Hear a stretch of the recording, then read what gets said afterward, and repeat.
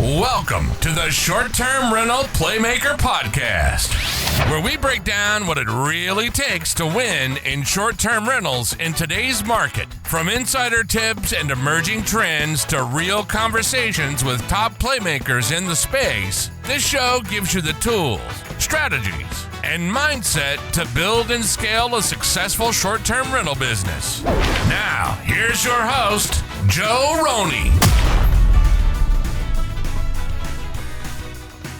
Today's episode is brought to you by Savvy STR Agents, the short-term rental real estate experts helping investors find profitable vacation rental properties nationwide. If you're serious about scaling your STR portfolio, Savvy STR Agents should be your first call.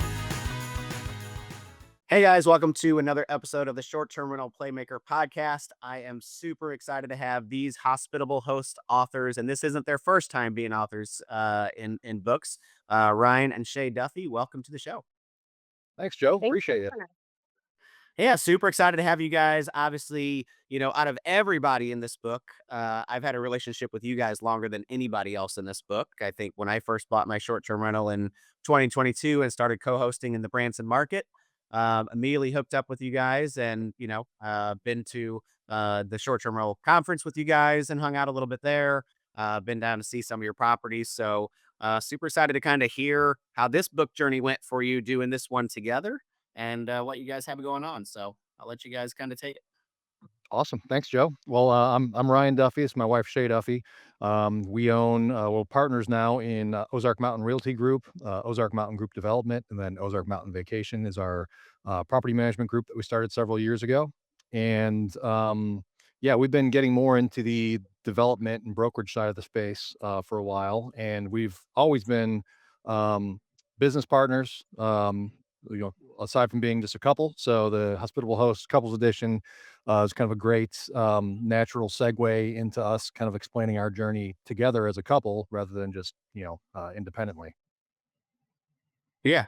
I mean, you guys have pretty much owned that Branson market for quite a few years now and not even originally from there. So, kind of took your family out of another market and moved there and started this business from scratch. I mean, how did that get started when you first decided to go to Branson? Well, I would say it probably started. I got my real estate license in 2016. So in Chicago, where we moved from, I was an interior designer. And when we moved to the Branson area, I was assuming that I wouldn't have the ability to really do much with interior design. And turns out I was wrong, but I got my real estate license. And after a couple of years, really got going. And I started working with investors in the short-term rental space and learning, I really learned the ropes about our market, and everybody kept wanting a cabin in the woods. The Branson market's it's got a lot of similar appeal to the Smokies.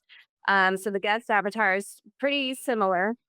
But because of the restrictions in the county restrictions in the Branson area, most of the inventory there is condos, and even the big lodges are what they call standalone condos, and everything has shared amenities. Everything's close together.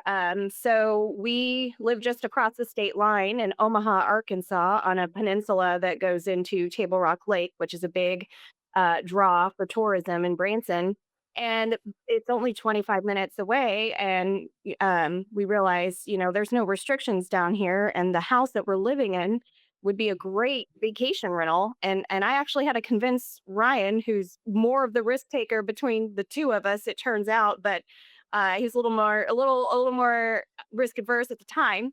So we turned our personal home into a vacation rental. We moved our family into an ugly shop house right down the road. We partnered with some friends, and it exceeded expectations. And so this would have been in 2019. And then we just wanted to get our hands on everything we could on that peninsula. And so we started purchasing homes, flipping them, turning them into vacation rentals, and they did very, very well. And but it's such a rural area, there's not much inventory. And at the time, Ryan was getting into the construction space and built a home and was doing the remodel. And so we decided to try our hand at building a home. And so we as inexperienced builders, decided to build a shipping container home, which that was a huge challenge. But that was our first build as a vacation rental, and we still own that today, and it does very well. And so we just kind of rinse and repeat. And Ryan, I'll let you take it from here, since you really took the real estate development side of the business to the next level. Yeah. So yeah, that was our first, kind of dipping our toe in the water on new builds was the shipping container house.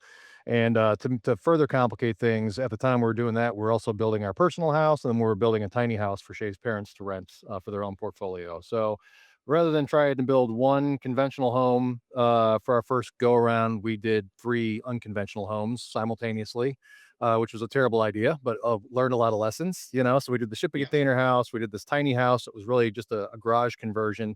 We tore this garage down to the studs and rebuilt it.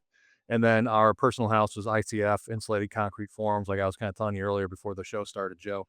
As challenging as that was, it all worked out really, really well. We had positive equity and everything in the back end, which is one of the things I really like about new construction, even as crazy as all the pricing is right now and all the material issues we had throughout the COVID times. I still find that when you build new construction and you do it in a calculated way, you typically end up positive equity at the back end.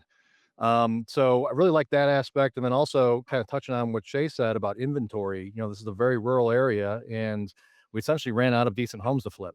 So got to a point very quickly where we saw that need in the market to create the inventory to sell to our clients.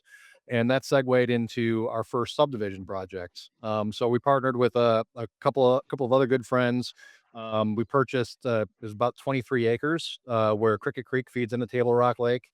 And then on that 23 acres, we did a 10 lot subdivision. So we separated out 10 1 acre lots. We drew out plans to extend the city water main. We engineered all the septic plans, all the things through the state approval process, county approval process. Again, a lot of learning curves. And this was our first project where we actually brought builds to the market pre-construction. And of course, in our true fashion, rather than doing one to figure out what we're doing, we did 10 of them. So I learned a lot of lessons there too. Nothing was on budget, nothing was on timeline. We expected the water main infrastructure expansion to be about $40,000. So we budgeted 60 and ended up costing 100. So it's just stuff like that. But at the end of the day, we turned out what I feel like is a great product. They all sold quickly. We've got friends that bought in that development. Actually, one of our partners, Bill Beck, he's also our partner on the container house. He's our partner in the development company. He's at our brokerage now. He bought the first A-frame from us, and that thing, exceeded expectations for him. And he's under contract to buy the first unit in our next subdivision. So we're doing a 17 lot subdivision in Hollister, Missouri. So we're venturing north of the state line into Missouri now. So one of our partners, Brad Youngblood, who was part of Lightfoot Youngblood Real Estate, which was the brokerage that Duffy Homes Real Estate merged with last year. He's also one of our partners in the new development company, OMG Development, Ozark Mountain Group. And he brought us into this subdivision project that he already had underway when we joined forces with him. So we just we kind of jumped in at the planning stage after he had all the preliminary approvals done for the rezoning and the platting. And we spent the last 6 months working with our architectural team. Now we've got an in-house design architectural team to come out with 3 proprietary floor plans, all the finish selections, customizations, upgrades, rendered all out real nice. And so we're bringing those to the market now. We've got a tower house that we designed. That's a 30-foot steel structure that's got an outdoor living space on the I guess it would be the second story, like an open air patio. And then the third story, which is the actual living space, is a 2 bedroom, 1 bath lofted cabin with just a wall of windows facing the lake. So we're really excited about that. We've actually got under on the Omaha side, uh, for sure. And we've got we're calling a glass house floor plan. It's a 3 bedroom, 2 bath. And again, the underlying theme to all these is lots of glass, lots of natural light. So a lot of floor to ceiling windows. and then the next one's gonna be like a Scandinavian style. So we're really excited about that project. So we've got 17 lots we're bringing to the market. I think as of today, we've got 4 of them under contract just in the last couple of weeks. And then we've got a handful of kind of custom one-off builds that we're doing for clients as well. So we really like the being able to get into the creative space of finding a piece of land, getting it build ready, and then working with our clients to kind of bring their concept to life, through our design packages and our renderings, and then helping them kind of walk through the steps of doing like a curated custom turnkey STR build. So that's really more than the actual hosting space. That's what we've really kind of fallen into over the last couple of years. It's been fun watching the growth, and what you're doing in Branson is remarkable because it is a tough market. People ask me all the time, what about Branson? Is it investable? And I'm like, it is if you can get unique, right? Because there's too many cookie cutters, and even the 2 properties that I was co-hosting, I no longer co-host them. I'm no longer in the Branson market personally, but they were in a cookie cutter subdivision with 100 different cabins that were identical. And how do you set yourself apart? And how do you stand out? And how do you actually make your property outperform everyone else when everybody has the exact same thing? So I think what you're doing to create the uniqueness and create an experience is what's really giving you that kind of success.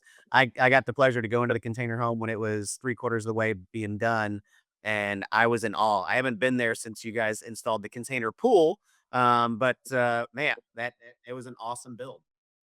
Thank you. Yeah, it has challenges, but it's still performing really well. And I think you hit the nail on the head, Joe. I mean, cookie cutter doesn't work. It worked throughout the COVID years because of the artificial demand and everything else, but it's just not viable. And I feel bad for a lot of people that got into the space, at the tail end of this. And I mean, and this is a big part of why we got into development in general was we felt like there just wasn't anything decent to provide to our clients as far as the inventory went. Condos don't work anymore. The cookie cutter lodges I never felt comfortable with, but like I said, they did well if you pick them up pre-construction or the beginning of COVID. But I think the market in general has really shifted back to this space. I don't want to say pre-COVID because I think we're up a little bit if you look at pre-COVID numbers, but it's really going back to that experiential stay. And for us, like too, we're transplants to the Branson area. Like you said, we didn't grow up here, and we vacationed here for what almost 10 years before we decided to move here. And so from our perspective, if we're driving 8-9 hours from the city to vacation in Branson, the last thing I want to do is stay in a big 150 house subdivision that's all concrete and asphalt. Like I want to be out in the woods. I want to be out on the lake, on the creek, on the rivers. Like that's why I'm here to visit. I'm not here to get crammed into a large development so that I can, listen to a bunch of other people's families, kids play, and then, go do touristy stuff on the strip. That's not my avatar. That's not the avatar we want to market to. So I think if you can find, and I don't think it matters what market you're in, whether it's Branson, PCB, 38, whatever. Like if you create something that's experiential, that is unlike anything else in your marketplace, you're almost guaranteeing success. So it makes it easier. It is. It is. I have a client that bought a mile from the beach in PCB, but it had a half-acre lot, and she did the pickleball court and the fire pit area and putting greens and created this whole outdoor space last year. It was actually a contractor right here from St. Louis, and he brought his backhoe and his all his equipment and did all the construction himself. He is all in like $770,000 in on this deal. He's already got 120 on the books, and he's only halfway filled up for the year. I'm going to say he's going to hit 200 plus being a mile from the beach, because he That's created an fantastic. experience that nobody else has, and that's truly what it takes in today's market. And you can be a cookie cutter beach house and stand out as long as you have all those amenities, because obviously the beach calls you. Just like there, if you're the hard part about Table Rock is you can't really be on the lake. It's hard to be on the lake there, but if you can have experience on the lake, you have an advantage. But what you're doing is creating that experience, and we're seeing it in the results. So, Thank you. so tell me a little about writing this book. So, you guys are not first time authors. I've done multiple books, including one of the Hospitable host books, as well as many others with Andrew and Megan and among others. But this one being a little bit differently, did you guys truly write it together? Shay, did you kind of take it, or wanted you guys take the wheel and run with it, or how'd it go?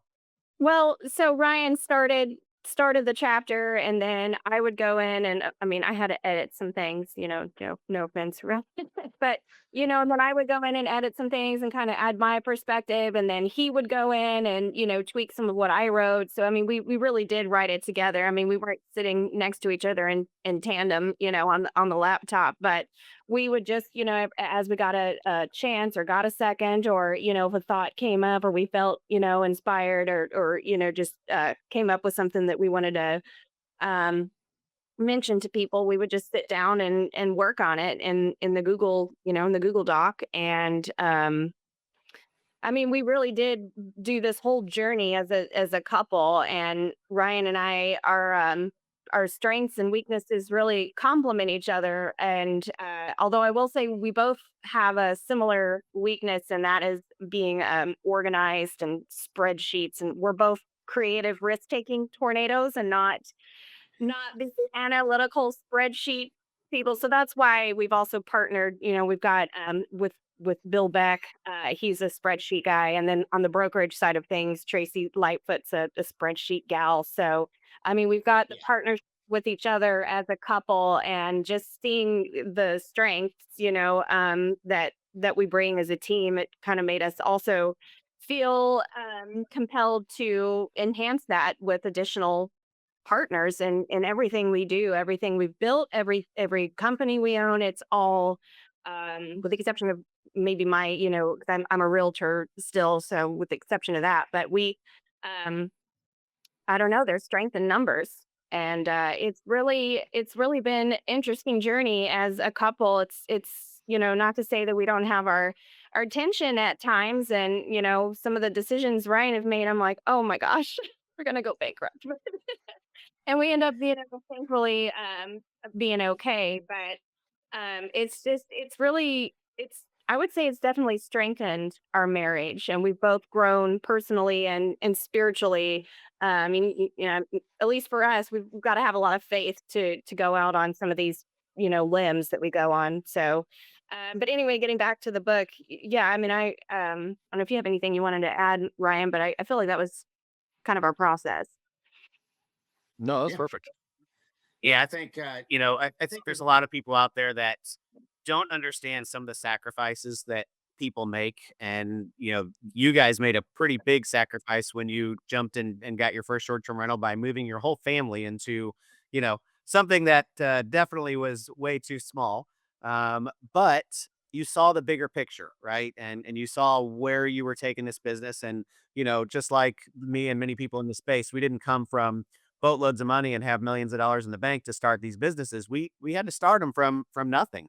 And you guys did some major sacrifices in the beginning. And I know you're still sacrificing things today, but I feel like, when I was touring that container home, and you were telling me about the basically shack that your whole family was living in because you needed to rent out your regular house to be able to make the extra money. I was like, man, now that's sacrifice. That's truly saying, I have a vision and I'm going to go for it. So, I mean, any other big sacrifices that you guys have had to kind of make to be able to make this all work? I mean, yeah, I mean, quite a few. I mean, that was one of the biggest things starting on was, moving our family into a two-bedroom apartment with a dirt floor garage, and it was a 1-year plan that turned into 4 years, So we moved in with 2 kids and a dog, and then we moved out with 3 kids, a dog and a cat. And so I mean, that was a big part of it. And then just, financially and time-wise too. And to kind of emphasize Shay's point, like we've been able to do all this with partners. We didn't come into this with money. We didn't have a big nest egg. It was all grit and credit cards. So I mean, I really emphasize that to anyone that's, listening and thinking about getting into entrepreneurship or getting into the real estate space. Like, you don't need to do it alone. We couldn't have done it alone. We've had partners literally on just about every transaction we've done for the most part. And but there is that sacrifice of time and money and sleep. I mean, there was probably about a 2-year stretch where, I I know I didn't sleep a wink. Like every night I'm waking up, sweating bullets, like, "Oh, we're not gonna make payroll," or, "There's not enough bank money in the bank account to cover these mortgages next month," or whatever. But, really, like Shay said, relying on faith. I mean, we didn't go into any of this lightly. We didn't jump in without, really, really calculating what we needed to do to succeed. But we had to rely on God and faith for all of it to be able to get through. And I it's every day's a different type of struggle. We're definitely in a more secure spot than we were a couple years ago, but it's still always a concern. And there's never a day where you wake up and you're like, "Oh, I finally made it. Like, this is good. I don't have to worry about money anymore. Don't have to worry about the stress or property issues or any of that stuff." Like, that never goes away. Yeah. It's just a different type of stress, or, more zeros, at the end of the number you gotta worry about. So, but It is. sacrifice is just an underlying issue, underlying, aspect of it. And I don't think it'll ever go away to a certain extent, other than, as you kind of grow and scale and you start bringing more people into your organization, some of that sacrifice pays off in peace of mind, and in recovering some of your time. One of the best things that we did over the last year was bringing more partners in the property management. So now we're completely hands off for day-to-day operations on any of the properties that we manage, which has freed up a ton of time to focus on the aspects of the business that I feel like I'm better at. Spend more time with our kids. I'm able to I'm getting to the bus stop. Now Shay's out of town for a conference today, but I was able to spend the morning with our youngest, and then I'm gonna be back to pick up the older two kids from the bus stop this afternoon, and not have to miss any of that.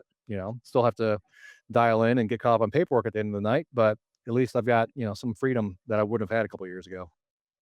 Well, and Yeah. something Go about sacrifice I want to mention, because you mentioned growth, Ryan, and I think you were referring to, just kind of maybe financial growth, business growth. But really, you grow personally whenever you're uncomfortable, when you do things that are uncomfortable, when you take risks, when you sacrifice. That's where the personal growth happens. And then just doing, scary things that are calculated but maybe scarier, out of your comfort zone over time, the skill set and just the wisdom that you gain from doing those uncomfortable things is, I mean, you can't put a price on it. And it makes you equipped to scale and go to the next level. And I just don't know of a way, to do that without sacrifice and feeling uncomfortable. Yeah, that's a great point. It is, and I mean, all of it's uncomfortable. And I mean, I remember I went down and toured your Creek with you, and you took me down there, and we went and looked at the lots. And at the time, I went home and I'm like, all right, Jen, how can we make this work? Like, I want to buy one of these, and just financially, we weren't there yet, and we couldn't make that leap and that jump. And I was bummed about it. I was bummed for a while about it, honestly, because I really loved the project. But you do have to get uncomfortable and make those big leaps and make those decisions that are life changing and scary and all of that stuff. So it definitely is. I'm excited to read your guys' chapter in this book, because you have overcome a ton of adversity and built something literally from the ground up. And there's a lot of people in this business that maybe have came from money, or we see them, these big influencers in the space, but like, this is the nitty gritty. This is how you build generational wealth, and you do it by the daily grind. And you guys are definitely, uh, you know, great examples of how that has worked. Thank you, Joe. Appreciate that. Yep. So want to kind of touch base on the book. So obviously it's coming out this Saturday, which is actually tomorrow, because this is actually going to be released on the 13th, the day before our book release. Super excited about it. I know when I talked to Andrew and Megan, they were talking about possibly having a get together for everybody in the book, and maybe being in Branson. So have you guys started to look at that, to plan that? Actually, yeah, started to have some conversations with Andrew yesterday, so we're hoping to put some dates and some ideas out here in the next couple of weeks. Awesome. I've talked to now had six of the different authors on this podcast over the last few days, this past week, and everybody's super excited about that, being able to get together. One of my things that I want to do is get every author to sign my book. It just one of those things that I want to have happen, and everyone sign their chapter, because I think it'd be pretty cool to be able to have my own copy of that. And I've read some of your other, stories and books that you guys have been in. And, the other thing that I want to throw in here is the groups and the masterminds and stuff that you guys have been belonged to over the years, because I know you've been with Andrew, and you've done other mastermind type deals. How has that helped you grow the business by being in the room with other people? It's kind of hard to quantify, but it's definitely a net positive. So, one of the greatest things about mastermind groups in general is the fact that you can get in the room with other people that are doing the same things, but maybe have a different point of view, different mindset, or a different stage in their career or their life. So like even with like with Andrew's men's mastermind group that I'm a part of, it's a Zoom call for an hour every Tuesday. It's not a big group, and everyone in the group is doing something different in the space, and never really know what you're going to get out of it. It's just a conversation. It's hearing other people's struggles, their wins, their perspectives. But there's been a number of times I've come out of those meetings and just feel enlightened, feel like I've gotten some insight on something that I didn't really consider. And it's just showing up and doing the work, and I'd say one of the biggest things with the mastermind groups is just doing it consistently and dedicating the time and having the conversations. Because for me anyways, like I didn't really have any kind of set expectation or goal for getting anything out of the mastermind, but I feel like there's a number of times I've gone into that call, almost cancel it, like, "Oh, I'm too busy, I got too much of this stuff going on," and then, end up having a conversation, and it's almost like a therapy session a lot of times too, It's just kinda unloading on your week and, just talking about your frustrations or your struggles, and there's been a whole bunch of times where someone's chimed in the call and be like, "Well, have you thought about doing this?" And I'm like, no, that's a great idea, So, I love Napoleon Hill. I love all of his mastermind concepts. The books are all worth reading. And just being in the room with people and having conversations, it's a major contributor to growth. So I highly recommend getting involved, and even if it's not a paid mastermind, even if it's just, Facebook groups where people are just having good, meaningful conversations, that's a great starting point. But if you want to level up, get yourself involved in a high caliber mastermind group. And Yeah, Shay, you're I at an event right now, right? I am, yeah. So, Stacey St. John is very inspiring to me. She has, it's basically a female short-term rental investor focused, host focused group. And I'm at a retreat right now. And even though most of the people around me, most of the women around me are hosting, and I don't necessarily host directly anymore, just just describing my business to these women and kind of where I'm at and some of the struggles, just their perspective. It's been really helpful. I mean, one of them, a couple of the women, even when I'm showing them our plans and the things we're doing, they said, "Well, why don't you sell your unique short-term rental plans? Like, why don't you offer the build plans for sale, in different markets? Or, why don't you make the tower home, for example, a kit?" And I thought, that's really something I haven't thought a lot about and I want to explore. But, I think just sometimes when your head's down in the grind and you're in the day to day, sometimes the bird's eye perspective on your business, it can be a little hard to get in that headspace. And so just surrounding yourself with intelligent people that are in the space, even if their experience is a little different than yours, it can actually enhance perspective on your own business. So I've already gotten a lot out of just being here at this retreat in the Outer Banks.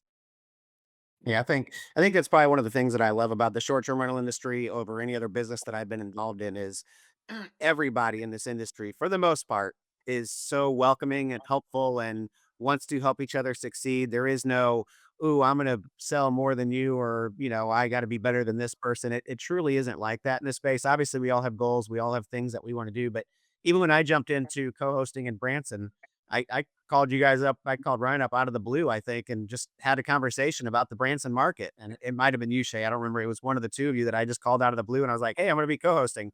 What are your thoughts?" And we instantly just kind of talked from there, and I've done that in so many other spaces. So whether it be in a mastermind or a Facebook group or whatever, everybody's so willing. It's that abundance mindset. And I think it's important to be, to have that abundance mindset to be truly successful in any business that you're in, but especially in this one, because there's enough business out there for all of us to win. No one has to lose for you to be able to hit your goals. So I love that part of this industry. I love that part of this business, and I think that's been one of my biggest takeaways from since joining this business almost 4 years ago. I agree 100%.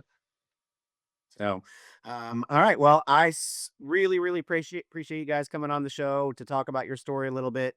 For the listeners out there, please tomorrow go on to Amazon. We'll have the links posted on all of our pages, all of our websites, everywhere you can find us. We'll have links to this. So go on Amazon, order this book, The Hospitable Host Couples Edition. I promise you that it's going to be inspiring, and it's going to help one of you out there that's reading this book get to that next level or overcome something that you're going through right now, because of the 10 authors in this book that I know have gone through so many different ways of adversity to be able to get to where they are today. And it's going to be a great book. So any parting words for before we walk away? Shae, what do you got? If you're thinking about making a move or wanting to create general, this is going to be edited, right? Yeah.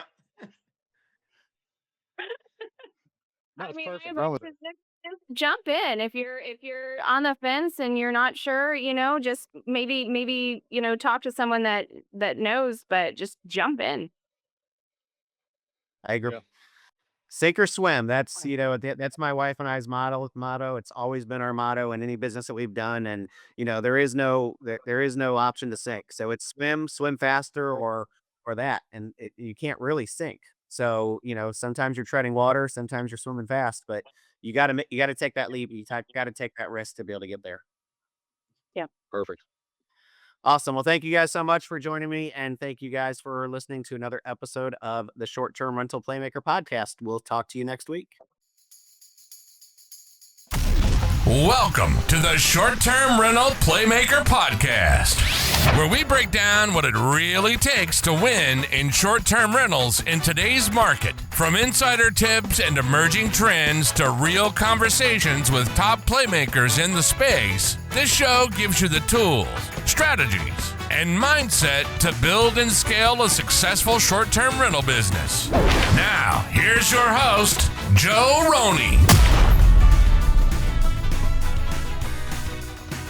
Today's episode is brought to you by Savvy STR Agents, the short-term rental real estate experts helping investors find profitable vacation rental properties nationwide. If you're serious about scaling your STR portfolio, Savvy STR Agents should be your first call.